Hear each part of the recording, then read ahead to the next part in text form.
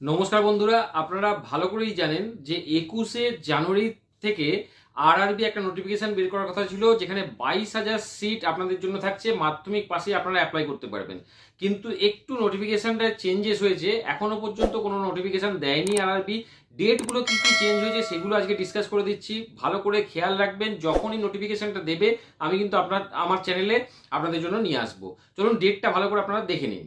Central গভর্নমেন্টের railway recruitment বোর্ডের তরফ থেকে যে নোটিফিকেশনটা আসার কথা ছিল, তার নাম্বারটা ছিল 9/2025, recruitment to various post of level 1-এ।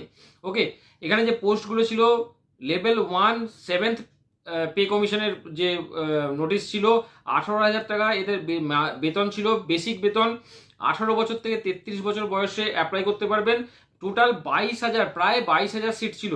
ঠিক আছে, দেখুন, ও যে রেজিস্ট্রেশন করার জন্য বা ফর্মটা ফিল আপ করার জন্য যে ওপেনিং ডেট ছিল সেটা ছিল 21শে জানুয়ারি 2026, কিন্তু ওটা চেঞ্জ হয়ে গেছে। চেঞ্জ হয়ে ওটা হয়েছে 31শে জানুয়ারি 2026। মানে আগের যে নোটিফিকেশনটা ছিল 27শে ডিসেম্বরে যে নোটিফিকেশন দিয়েছিল 21শে জানুয়ারি থেকে শুরু হবে, সেটা কিন্তু এখন হচ্ছে না।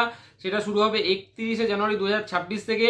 এবং যে ক্লোজিং ডেটটা ছিল বা ফর্মটা সাবমিট করার যে ডেট ছিল, সেটা আগে ছিল 20 ফেব্রুয়ারি রাত্রির 11:59, মানে 12টা পর্যন্ত। সেটা কিন্তু এক্সটেন্ড হয়েছে 2 মার্চ, মানে 2 মার্চ 2026 রাত্রির 12টা পর্যন্ত কিন্তু আপনারা অ্যাপ্লাইটা করতে পারবেন। ঠিক আছে, ডেটটা ভালো করে খেয়াল করবেন।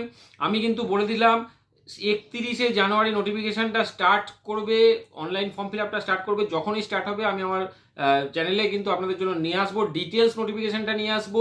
চ্যানেলে প্রথম এসে থাকলে চ্যানেলটিকে সাবস্ক্রাইব করে রাখুন, কারণ এই রকম নোটিফিকেশন কিন্তু আমি প্রতিদিন নিয়ে আসি। আজকে এই পর্যন্তই। রেডি হন ফর্মটা ফিল আপ করার জন্য, এবং তার সাথে সাথে অবশ্যই সমস্ত কিছু যে সিলেবাসটা থাকবে সেই সিলেবাসগুলো কভার করার চেষ্টা করুন।